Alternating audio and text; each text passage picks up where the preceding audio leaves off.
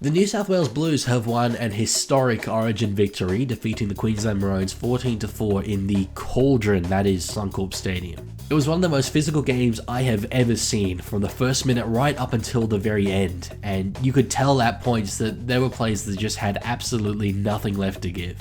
As New South Wales fans, we've had substantially more misery than celebration in recent years, and we're used to the team falling below the lofty expectations that we have of them. But Wednesday night showed that we have a side that we can genuinely be proud of, and that does represent our state. The Blues had the odds against them, the crowd against them, and history against them, but they got the job done in one of the most relentless Origin performances that we have ever seen.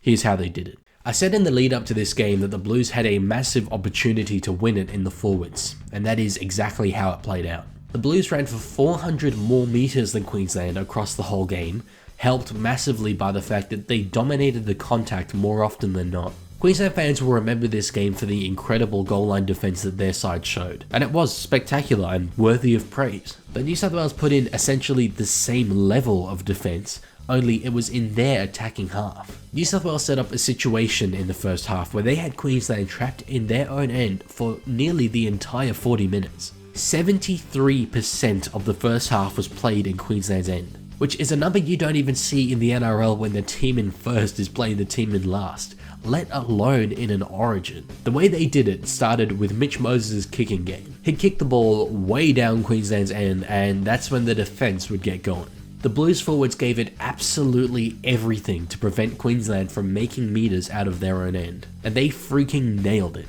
And they'd have known that with Queensland carrying one less forward and just generally having a smaller forward pack, that forward dominance would go a really long way to the Blues winning that game. So what that meant was that Queensland were trapped in their own end and tiring fast. Daly Cherry Evans would absolutely boot the ball downfield as he always does, but the incredible kick returns of Dylan Edwards, Brian To'o and Zach Lomax were enough to ensure that New South Wales was starting a lot of their sets around the halfway line. I mean, for God's sake, Dylan Edwards won Player of the Match from fullback in an Origin, having 0 tries, 0 try assists, 0 line breaks, and 0 line break assists. But there is no one out there who thinks that he doesn't deserve it, because he made 243 meters and played the ball quickly, which is exactly what Michael Maguire would have asked him to do. Once the Blues were able to start their sets from near halfway, from there the cycle was just able to continue.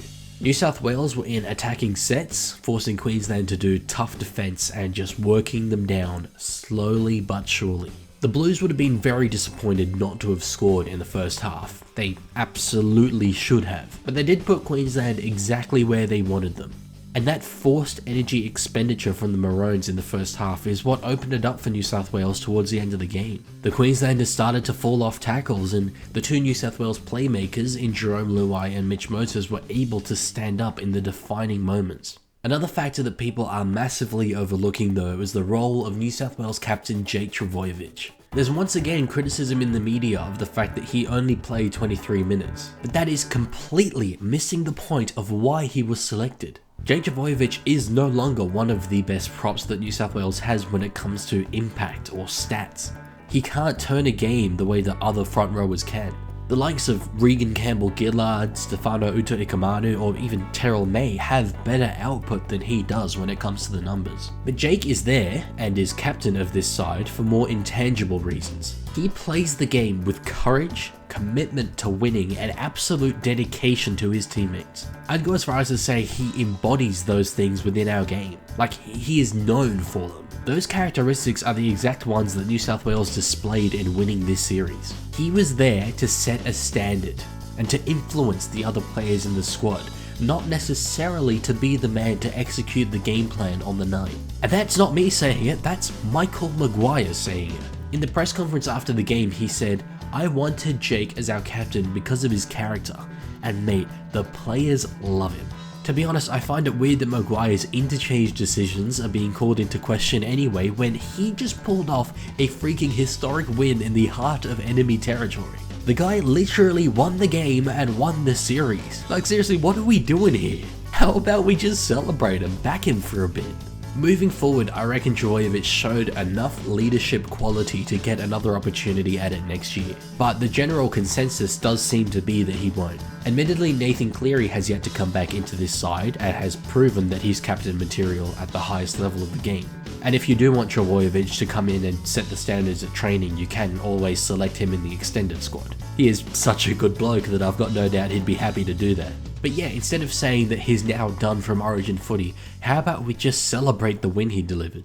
And on that note, a heap of credit should go to coach Michael Maguire. From the very start of this series, he put an emphasis on restoring pride into the Blues jersey and putting in performances that respect the history that jersey holds. I mean, for God's sake, he showed up to the first press conference of this series holding a blue jersey in his hands, and it worked like a charm. He never played Origin as a player and was coming up against one of the greatest Origin players of all time in his opposition coach. But he delivered an absolute masterclass in Origin coaching to get the Blues to recover from the Leaguie send-off in Game 1. He proved his understanding of the spirit of Origin football. For Maguire to field a team that was prepared to play like that after suffering such a setback was brilliant. He absolutely deserves his flowers for the way that he coached in this Origin series. We've known that he's a high quality club coach for some time, delivering a premiership to the South Sydney Rabbitohs in 2014, but has now shown that he's a brilliant representative coach as well, having delivered a Pacific Championships win with the Kiwis last year before this Origin win.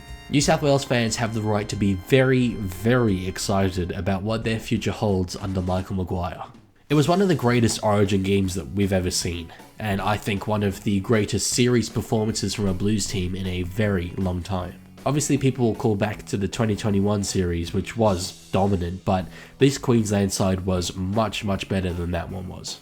I am absolutely over the moon as a Blues fan, as I'm sure every other Blues fan out there is. I am immensely proud of the boys. I am grateful for the win that they delivered, and I can't wait to do it all again in 12 months' time.